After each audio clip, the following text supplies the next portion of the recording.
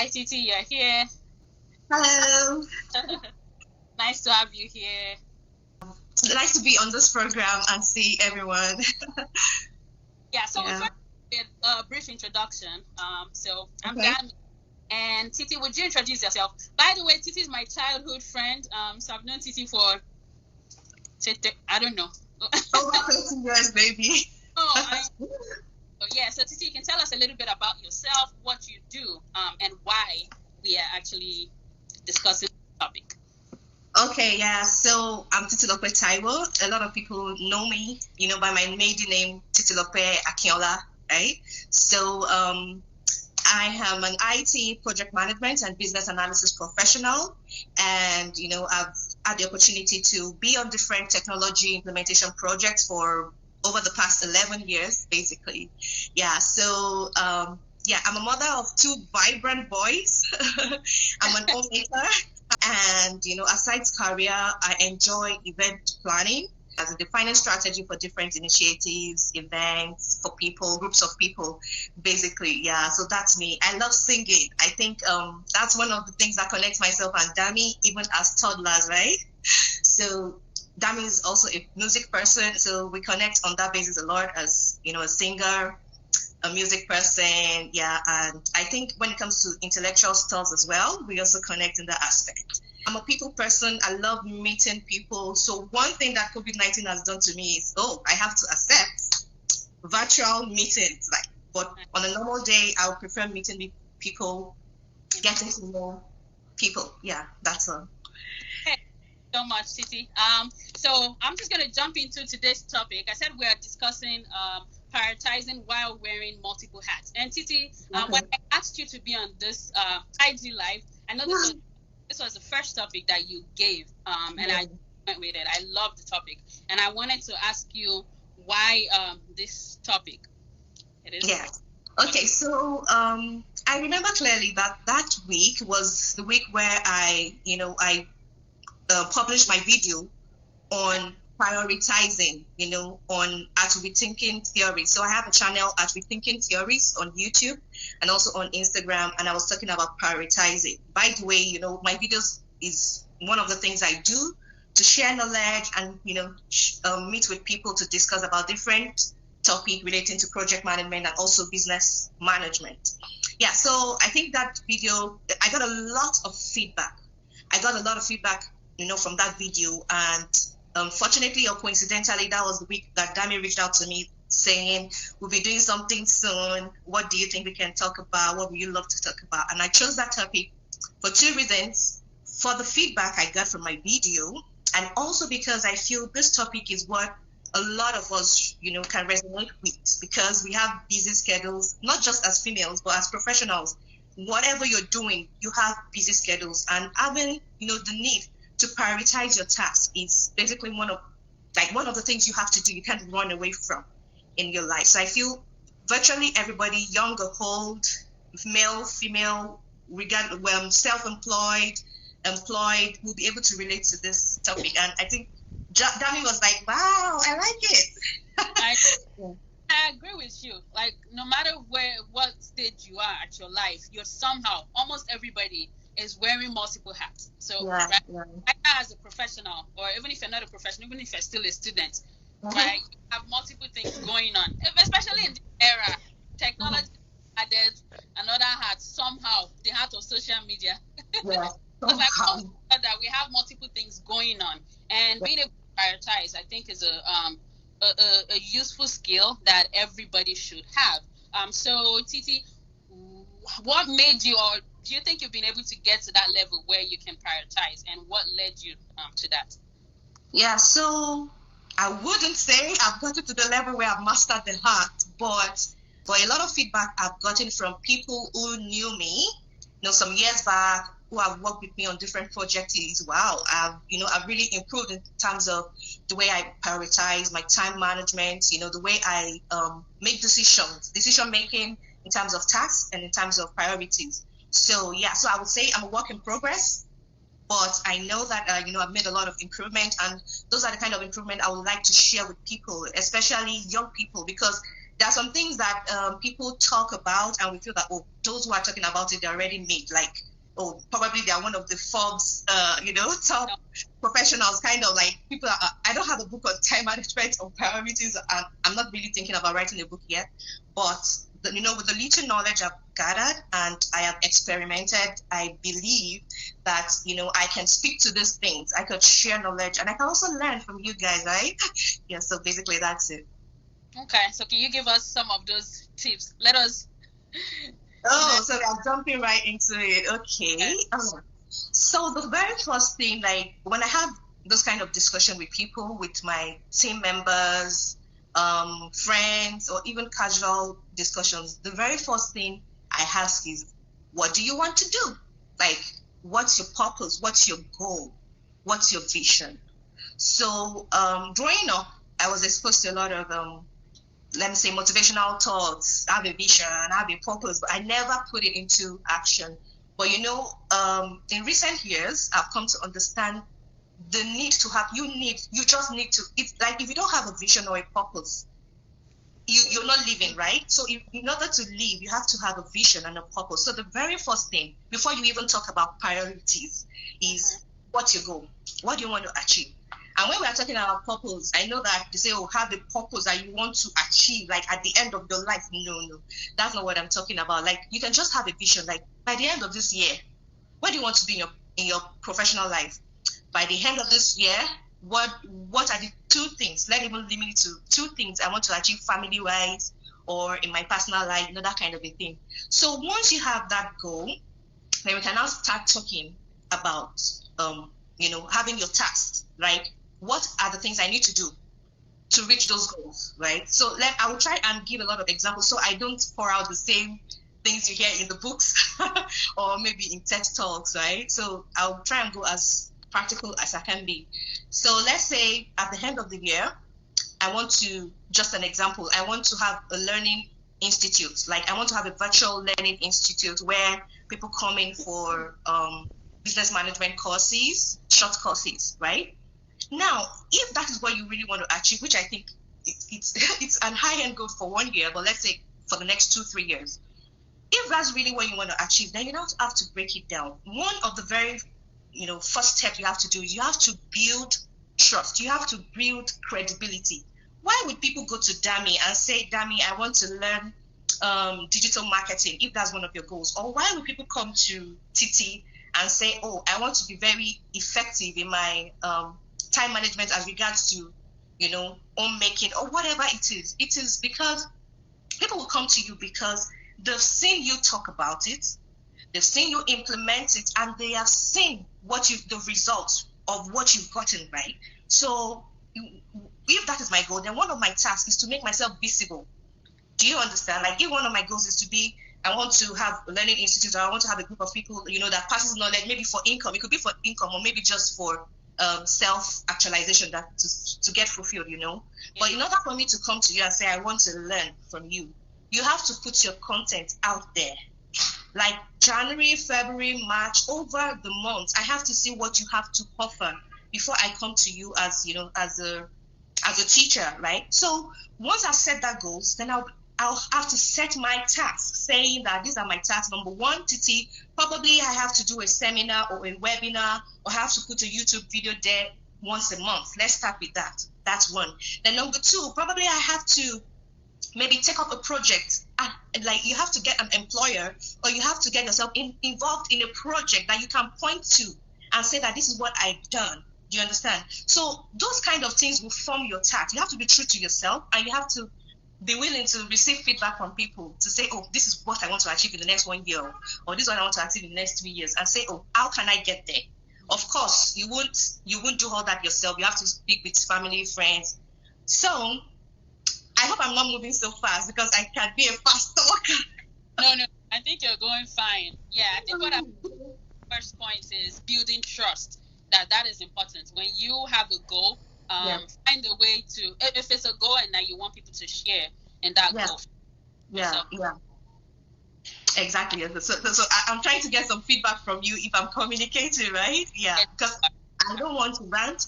I want to appreciate everybody that is here right now, and I know it's 1 hour out of the time is a lot, I understand. But for you to be here, I want to be sure I'm communicating, I'm passing out knowledge, I want to believe that it should be worth our time. Yeah, so the very first thing, you have to be clear on your vision and your goals. Yeah, you have to set aside, what I call distractions or other people's goals. You have to know what your vision is. That's number one. Number two, you have to list the tasks, what you have to do, to make you get to that goal. Mm-hmm. And then the third thing is where we now start the prioritization matrix. This is a bit theoretical, but if you understand everything, you know how to use it in your practical, like you have to use it in your day-to-day life. So the prioritization matrix is also known as the Eisenhower's matrix. Hey. Yes. Yes, don't worry. Probably this is the only time I've mentioned that name. Yeah, so so when you have the prioritization matrix, you have to kind of like classify your tasks, or you have to put some value on your tasks based on the level of importance, their importance and the urgency. Yeah. So if you watch my video, and of course I will encourage you to watch one of my videos, as Rethinking Theories on YouTube, to know how to do that, importance and urgency. So those tasks that helps you to achieve your goal as an individual, like for example, if you're a mother, at the same time you're the head of a department. So sorry, I have to digress a little bit. So another reason why I chose this topic was I could remember a phase in my life where I was the head of a unit, I was a mother to a toddler, I have to help with assignments and all the school runs. I was pregnant for my I was pregnant with my second baby. I was probably doing some paperwork regards to relocating, like it's a big step for my family. We're doing the immigration thing, so I was the one in charge of the paperwork, and it was a lot for me. And I was very active in social committee, event planning, blah blah blah, at my place of work. Also at my place of worship, I was one of the active youths that organizes events. So it was a lot. I know there are people here who are probably you are doing something similar or even more. And also I had an interest in e-commerce, like getting stuff and then selling it. Not really selling, but like kind of getting things in a cheaper way and getting out there, like a price match kind of thing. It was an interest for me. So I was combining all these things, and I got to a time I was like, wow, I need help. I need to get my priorities right? I need to get my priorities right. I have to know what are the things I should do and what are distractions. What are the things that can wait? What are the things that other people can get done and it's not going to impact on, the value you're trying to, add to yourself, whatever. So that was really the point where, I started getting theoretical and reading books and learning strategies and making use of something I've learned maybe during my MBA, but I never actually had to do it. But now I'm doing it. So we stopped at saying that you have your task list. And then the next thing is now to prioritize. Now you have 4 categories of tasks. Tasks that are important and urgent. You have tasks that are important and urgent. You got that, right? You have tasks that are important but not urgent.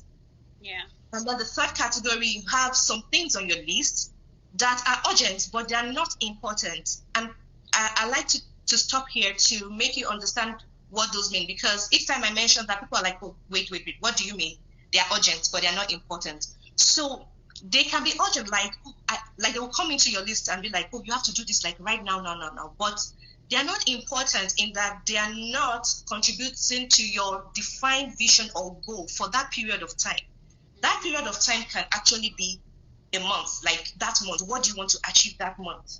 Or what do you want to achieve this week? Or what do you want to achieve this year? So those are tasks that are urgent. They're saying, yeah, but they're not important. A common example, myself and Dami, we were talking about how you have a friend come in, like a friend that, maybe you didn't really share so much in common with, and the friend be like, I want to speak to people, like, oh, we want to talk. And then the friend wants to go on and talk for 4 hours, 5 hours.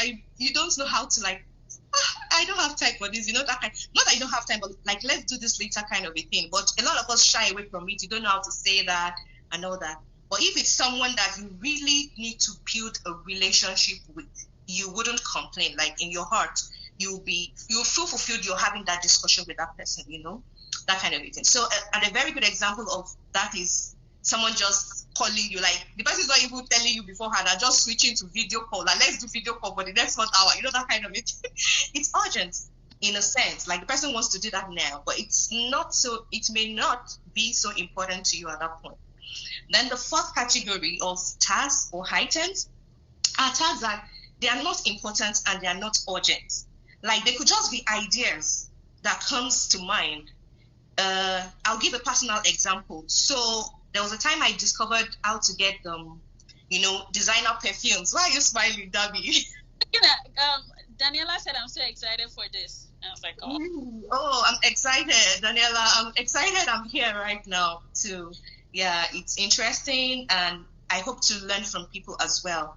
So I was talking about a time where I discovered how to get designer perfumes cheap, like for a very good price, and then I can give it out to people with just a little bit of margin on it.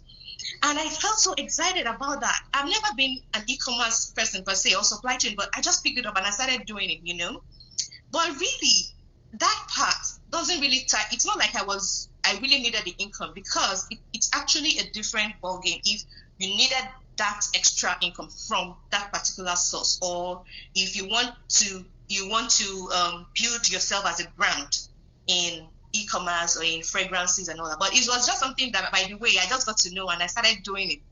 At that point, to be honest to myself, like if I were to do that again, I wouldn't have spent so much time, because it was time consuming, right? I could have devised other ways, probably drop shipping or different ways of getting that done so that it won't take so much of my time. Yeah, it wasn't so important for my goal or my vision at that time, although I had not matured to the time where at that time I wasn't so mature to understand this whole vision and purpose thing.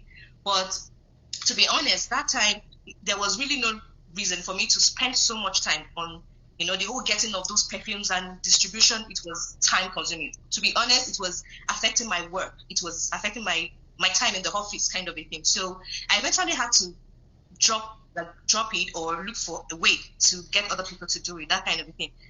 Then, so that's an example of something that it's not important and not urgent, and you might really have to drop, really, so that you create time for things that are more important. So once you categorize your tasks or the things you have to do in those areas, it will be easy for you to decide, because what you should focus really on are those things, those important ones. That is important and urgent, and important, not urgent. Yeah. So I'll be picking those categories one after the other. So for tasks or like items that are important and urgent, for example, your child needs to be at school by 9 a.m., right? You have to find a way, either by school bus or you dropping that child. You have to create time to drop your kid there. You understand? So you have to create time. Those ones, you have to execute them now, like those tasks that are important and are urgent. Then you now have tasks that are important, but they are not urgent. An example I gave, while doing my video on prioritization is, okay, so I'm a project management professional. Let me use my own example. I am certified by the IIBA, so I hold my Certified Business Analysis Professional accreditation. And I'm also, I'm doing business analysis and project management, basically. And I feel that it would be nice to have the PMP certification, because I don't have that yet. But it's important, or it may be important, probably on the project I'll be joining or an employer I will be with will need that certification, just, for recognition's sake, and to say, oh, the person leading our project management. But it's not urgent. It's not urgent because it does not, it's not a showstopper for me in executing my task. You understand? Like, let me even give an example. I don't think I'll be needing that certification to move to the next level in my career, you understand? But I just feel it's good. Let me just have it. You never can tell. So for that kind of item, writing my certification, it will be important, but not urgent. So what I'll do is I'll schedule a time for that. Yes, yeah. Do you want to say something, Dami? Yes. Because I've been talking for so long. No, I can just be picking out points. I'm just picking out points. I think what you talked about with delegation, I think that really resonated with me, because I don't do a lot. I don't do that. So like, and we have a question. There's a question. Yeah, but that's one thing something that I think I do need to work on. So it's like, it's me that wants to do everything, which I know is possible. It's not possible for me to give my best in everything. So I delegate and still not just delegate, but not reduce the value. So how do I get to people and still get the same value that I think I would get if I did it by myself? Okay, so that's what I struggle with. Before you answer that, there's a question from Valerie. How do you prioritize when you have multiple important and urgent tasks within the same time frame? Oh my God. Yeah, I was waiting for that question because you know what? So when I am on an interview panel for a business analyst, like I'm trying to interview a business analyst or a project manager, those are one of the questions. Like if you're a business analyst or a quality assurance person or a project manager, you will have this question, from the interviewers to you at some point in your career. Trust me, because I've gotten the question and I'll dish it back to people. So the honest answer to that is, even from the books and from real world experiences, you prioritize. So prioritization is not a one-time thing. Like I have prioritized my tasks. When you have tasks that are competing for your time, you have to prioritize again. So there's something we call reprioritization in business analysis. Oh my God. You guys, I don't want to go so technical. I'm trying not to, but to be honest, that's why you wiping your eyes. Yeah, so many gems. First saying it, Titi making so many points. I agree. So you have to reprioritize. Yeah, to be honest, you have to reprioritize. Valerie and anybody interested in this answer. So you have to reprioritize. And what does that mean? You have to put a value on each of those tasks. So if you have 5 tasks that are very important and they are competing for your time, yeah, exactly, Valerie. It's like an iterative process. You have to reprioritize. So if I need to get A done and I need to get B done at the same time, you have to weigh them on a scale. That scale is entirely up to you. Now, what a lot of professionals do is that they look at the value. So there are 3 things I've seen people do. You look at the value, like the weight, like if I get this done, what value, what would I be achieving? You understand why? Like, so if you give this a very good example, there's something we call the $100 method. So the $100 method is this. That means if you have $100 and you have 3 tasks, you need to get those 3 tasks done. How would you spend your $100 on those 3 tasks? So you can say, task A, I'm spending 30, another 30, another 40. Exactly. Coach Ife says one has to weigh the value and what value is going to add to me by completing this task. That is it, Ife. Thanks so much. Yeah. So asking if Gantt charts will work in this situation. Gantt charts. Well, I don't know how you use your Gantt chart, but the way I use my Gantt chart is to schedule tasks in terms of one following. It can help in terms of you knowing. It will help in terms of you knowing maybe where your critical path is and all of that. Yeah, but ends on another one, right? Exactly. Yeah, but this discussion is not just about like the place of work. But Gantt chart, I don't see an homemaker using a Gantt chart. Like Daniela said that she bought 3 calendars and she has not written anything on it. You see yourself now. So I think we'll get to that part where we talk about tools and techniques. That is your calendars, your planners. Guess what? I only started using a planner maybe 3 years ago or so. I see it, right? I'm telling you. So, there was a point in my life I didn't even know the difference between a diary and a planner. And I think so I think at least I'm forgiven. Now I know the difference and I've started using it. So there was a digression. Can we use a calendar, a planner? I think Dami has, I think you have a time frame where you want to talk about tools and techniques, right? Yeah, we can put it in. So a calendar is key. I mean, I don't have a planner. I know you say you have a planner, Titi. Yeah. But oh my goodness. It has helped me. And the good thing about it is, so Daniel, I don't know if it helps. I'm not using a written calendar, pretty much. I am using the one on my devices. So it helps me. I put everything. So for example, my classes are on my calendar. So it's on my phone, it's on my watch, it's on my computer at home, it's my computer in school, everywhere, right? So 15 minutes to my class, 15 minutes to anything I want to do. It's annoying, different places, but it helps me. It keeps me going. So if anybody here is not making use of calendar, please, please, please, you need to start using your calendar. It comes with your, if you have whatever smartphone you have, calendars come with your phones now.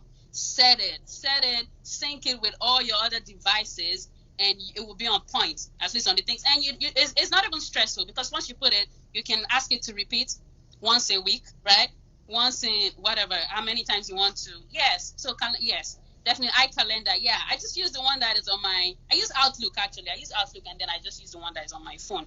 So someone says I don't even follow my planner. Oh no, you know what? I have to break it out to you that you're not using your planner well. You have to. If you're not following your planner, one of the reasons, I may not be exactly right, but one of the reasons is probably you never did that first step of getting your vision right, like of getting your goals or your objectives sorted out. Because if you had something planned, like let me give a very good example. If you're a family person, like I was talking about, I have 2 boys, so you have kids, right? And you have your planner. All I can see on your planner are work-related stuff. You never figured out time to go to parents, teachers, associations, all those school meetings. I'm talking to you. Yeah, I need to start doing that. Yes, exactly. You have kids, and you're not factoring those things on your planner. Probably that's why you don't use your planner, or whoever that is, honestly. So on your planner, be it the electronic one, or on your book, or it could just be on your whatever you're using, right? Whether you're scribbling it or you're just typing some short code somewhere. It's important for you to cater for your kids, right? So it has to be on your planner. On my Outlook at work, in that Outlook, I don't have only work-related stuff. It's my Outlook, right? It's my calendar. I don't have to be so explicit to say, oh, maybe take my child to school. Well, I'll just put it there. Probably the name of my son, just put it there. On the Outlook, on the organization Outlook, I don't think anybody will reprimand you for that or say why. Yeah, so if you're using Outlook at your place of work, you don't need to have just work-related content on your calendar, on the Outlook calendar. You can put your things that matter to you. It matters to you that you have to get your kids picked up at the daycare so time. You have to put it there. Or maybe take a call. Yes, because honestly, I'm telling you, it doesn't have to be. It's not going to be. You probably just have a code and say call XYZ on that. You understand? You don't have to be so detailed on it like that, because I believe other people can see your calendar to see your schedule. A co-worker can see what your schedule looks like on Outlook to see when you're free or when your time is blocked and all that. So you could just have short code to say busy, blocked, but maybe on your phone, you know what that busy means, or on your phone, you know what that call XYZ means. So one of the reasons that I could see that one of the reasons why you won't use your planner is because you jumped that step of linking your task to your vision or your purpose. Yeah, that kind of thing. But if that's what you don't want to do memory overload. So if I said everything, reminder to use oh my God, that's what they said. They said our generation is so device dependent, and if we're using it for good, then it's okay. I had to pin Dupe's comments. Not using the planner or calendar may drive you crazy. I absolutely agree. I'm telling you, crazy, but calendar helps me. Let me just put in a joke, right? This happened just this morning. Have you ever been in a situation where maybe you're driving to a place and you're thinking, do I really need to go to this place? And you just turn back or just change your mind, that kind of a thing. Yeah. So already said helps. Yeah, thank you so much, Titi. I agree. This topic is probably something that we need to do more than 1 hour, but I'm telling you, yeah, you can stretch it towards the home management, homemaking side, and we can also stretch it in the direction of professional life, 9 to 5 and everything. Yeah. So I think it's a pretty heavy topic. You have a number of books on time management, on priorities, yeah. And then if you go online, there's also a goal setting worksheet. There are so many examples out there, but that is also one thing that I recommend that we can do. So goal setting worksheets, get that, and then you can put your weekly goals. You can make it weekly goals or monthly goals or daily goals. And it doesn't mean that because we set it, we have to follow it. Like life happens, things can happen. Of course. Yeah, but have something like that you have on your wall somewhere or on your phone. This is a way that you can go back to. It got to a point that I had to do this because I was just getting I just couldn't complete the things that I needed to do daily. So I had to writing it down, like everything that I needed to do. As it comes to my mind, I write it down and then I paste it on the wall. And then as I do it, I tick it off. Like, okay, yes, I've done this, and I tick it off. Just like we have a to-do list, or when we're going to the grocery shop, how we write it down. Yeah. And there are apps that can also help with that. There's an app called Todoist, and I'm pretty sure there are so many productive apps that we can also download that can help us. If you're not so much of a manual or hard copy person, there are soft copy software that we can make use of. And I learned a lot of these things this semester because there's one of the classes that I'm teaching that is in introduction. Valerie, yes, it feels great. Exactly, like when you finish, you've done one thing, and then you take it. You're on top of your game. And then at the end of the day, I look at it and I'm like, oh, I didn't do this, or I didn't do that. Okay, and then I can reflect, what happened? Why didn't I do this? Yes, journaling is what I wanted to mention. Yes. Yeah. This is one of the things that I ask my students to do, weekly journal, right? Like, just tell me a summary. What happened this week? Something that you failed at, something that you were successful at, right? How can you be better at this? Yeah, and again, like I said, it doesn't mean that, we follow it to the T, right? But exactly. That we can always, yeah. So I just want to add to that, Dami. So 2 things I want to add with respect to things falling that you never planned, right? So the things that will fall and you will pick up that you never planned should be things that maybe you never figured they were important, or you actually need to complete that step towards the fulfillment of your vision or your goal. But all of a sudden you came to the realization that, I actually need to do this. You understand? Not things that are not really important. Life happens, I understand. But again, honestly, life is short. It's important we get fulfilled. It's important we enjoy ourselves, right? Like you enjoy your life kind of a thing. You can't just be picking everything up. There used to be a time I used to be jack of all trades, but I wasn't master of none. I was master of all, really. I'm just kidding. Yeah, used to be a time like any little opportunity to participate in anything, I want to be there. You have to get to a point where you're like, does this thing really contribute? So, for example, if something comes up and maybe your goal is to get better, to start eating healthy and everything, and a class comes up, a diet class comes up, of course, you have to take it up and fix it into your schedule because it relates to your goals. But imagine something that maybe, I don't know what example to use because I want to be very careful. Something came up and it's not really important to you. Probably you want to do some competition of the best makeup person kind of a thing, and you start spending time learning the makeup in a professional level, and it's not really adding up to your important core values and vision. You can just step it down. Then the second aspect, remember when I said the third category of tasks are tasks that are not important but they are urgent. And in my video, I was talking about delegating those tasks. So when myself and Dami, when we're speaking, a couple of days ago, I was telling her that there are 2 types of delegation.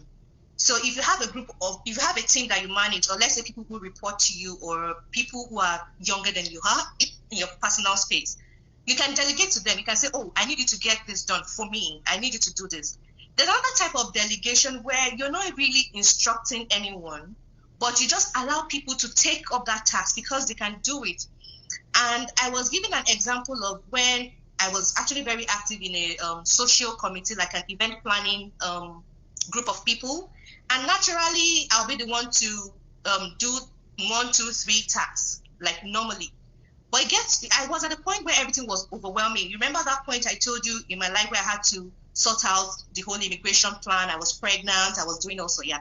So I couldn't delegate because the people on that social committee group, they were senior colleagues and peers. So I couldn't give them a direct delegation to say, you do this. And I just allowed them to take it up. Like things that I would normally jump at and say, I'll be the one to call that DJ. That kind of thing. That kind of a thing. I just allowed people to take it up and say, so you would do that. Oh, that's fine.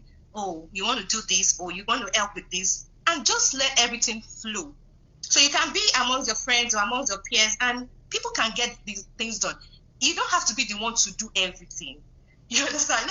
Let them do it. Let them develop themselves personally, also in that area. At the end of the day, it will be a win-win situation because it's a teamwork. The team has gotten, their goal. They've gotten to their goal. They were able to deliver. That person was able to develop himself or herself in that aspect. And you had some free time to do some other things. Yeah. So that's what I wanted to mention. I agree with that. Thank you so much, Titi. Please, if you guys have any questions for Titi, please leave them in the... Please guys have a question. Yeah. Yes, please post them. And another, I think when you were talking, I had a question. Let me see if I can still remember. So I know we're talking about not jumping at everything that comes out there, right? But there is something that a lot of people believe in. Maybe I'm part of those people, I don't know. In opportunity, right? And even if this is not something that I'm exactly interested in, but what if it is something that is reigning? Maybe, this is what people are doing right now, and people are making a lot of money from this, right? Do you still say, because it's not something I'm interested in, would you advise not to jump at that opportunity? Okay, so Dami, you know what? I've also learned not to sit on the fence or be diplomatic. Maybe some years ago, I could have told you, well, you could accommodate those things, but you know the truth. The truth is, if those things are not tied to your purpose or vision, I will maintain the grounds that you still need to overlook it. Honestly, you need to overlook it. So let me try and look for an example for the scenario you just painted right now. So I don't know what could be in vogue. But yeah, so if you have something in vogue that people are doing and you have no business with that thing, let it just go. However, there could be a scenario where you need extra income, right? You need extra income. It's a goal. You need to probably double your income, or you need extra income coming in for your family. And you see an opportunity. Maybe you were not really interested in selling or in distributing face masks. And you say, I have a lady beside me that exactly. It's a perfect example. Yeah. So, yeah. Alibaba, I'm be selling on Amazon. Exactly. So, but to be honest, Dami, there are some times where, or let me say, there are some people where, it's always good to be entrepreneurial, but maybe at that particular phase in their life, they are supposed to be concentrating on something of higher priority, not really, I don't want this to sound wrong, but not really making that extra income from that face mask. You understand? Maybe at the end of the day, they could make extra income for something else that ties into their purpose. So just say, there's somebody that I know, I will get this face mask and I'll start selling it in my office, everywhere. I'll be driving around, because you're not thinking about the steps you need to take from getting it from, the producer to managing the whole supply chain line to get into the hands of, the end users. You probably are not thinking about that at that time, because those things take time. Those kind of things take time. So if you're just doing it for the fun of it, you have to think about it again.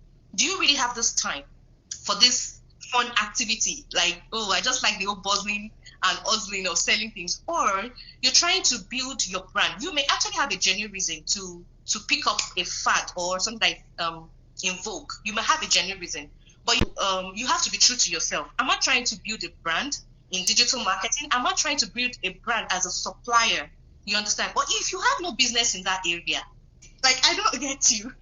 You understand? So there are times where you genuinely need that extra income, and any opportunity that comes around you, you pick it up, because you need that extra income, probably not just for taking care of the family alone, maybe using it for a pet project or some other thing. So you have to take that opportunity to make the extra income, but you have to be convinced that this is the reason. You have to have a reason.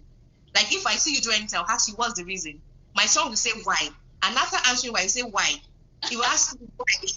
You have to ask yourself, why? And, just to cap up that particular question or that aspect of the discussion, I was listening to Laura Van de Kamp. She was talking about how to take control of your free time. You understand? And she was saying that a lot of us say to people, like, I don't have time. I don't have your time. What you're actually saying is, this is not in my priorities at the moment. You understand? But you're just using the slang, I don't get your time. I don't get time. That kind of. But what you're saying is that thing that person is talking about It's not your list of priorities.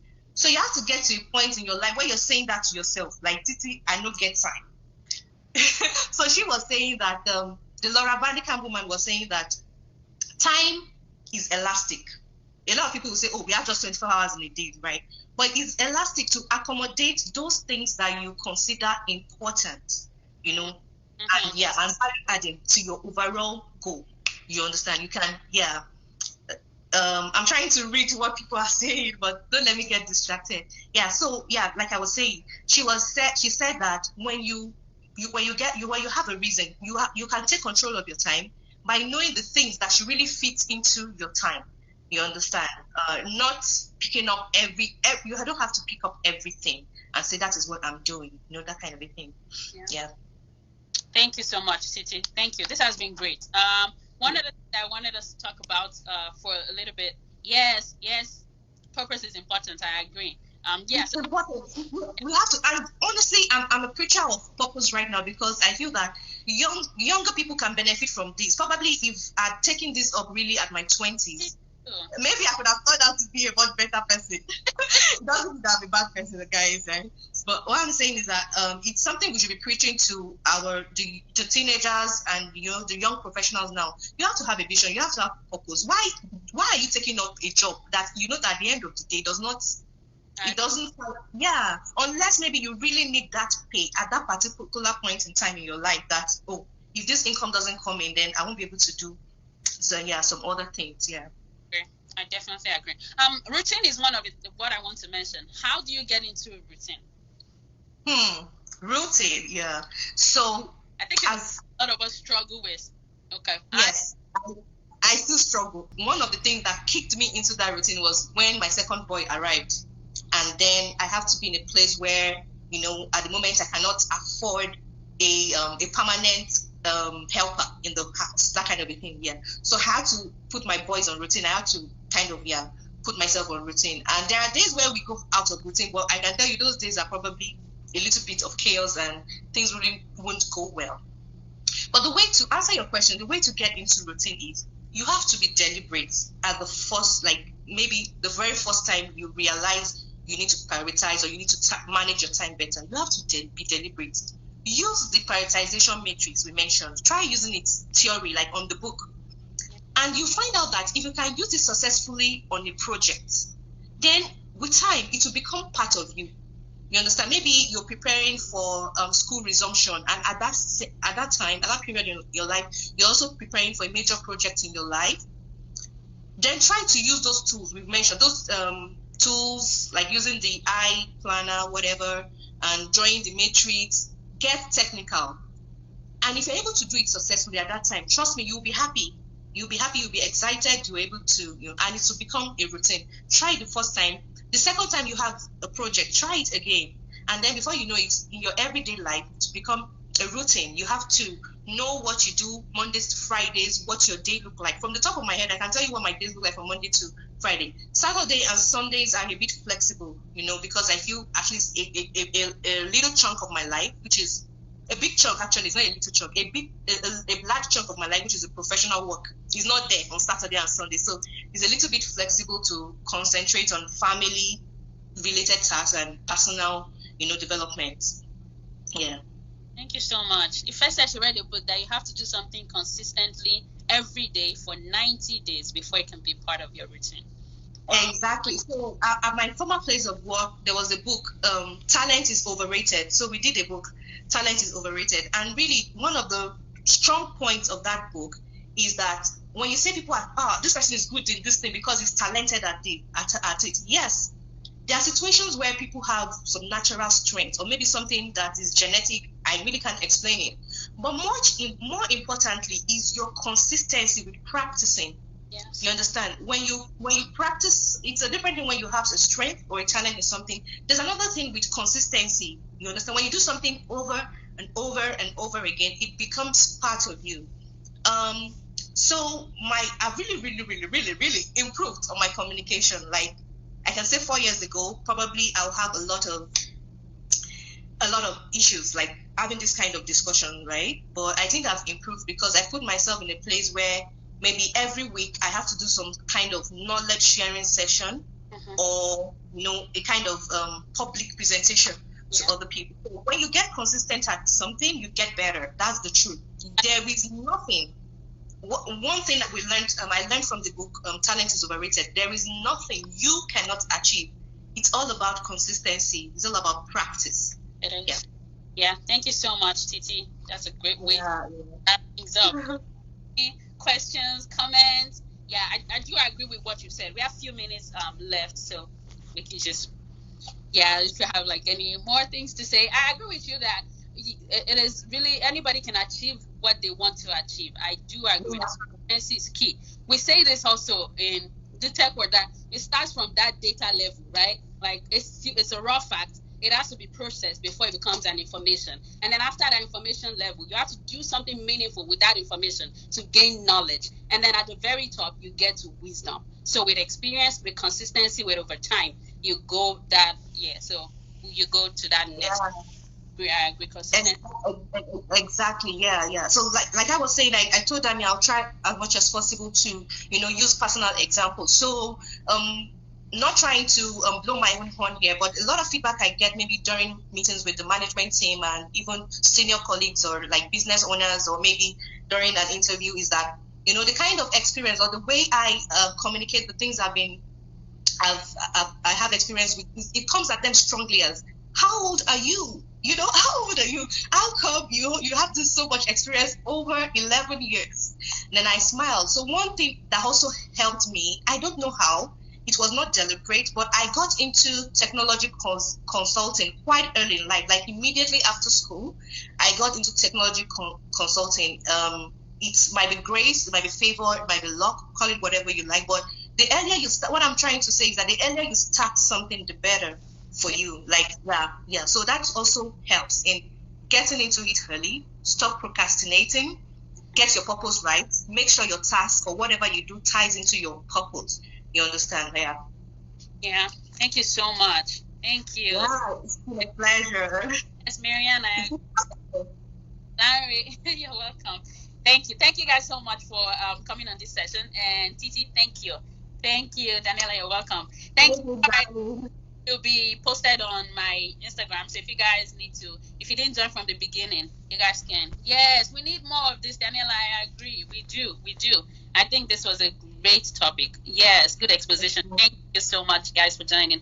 Thank you again, Titi. And you guys, I'm going to leave Titi's Instagram page so you guys can follow Titi, please. She has YouTube videos.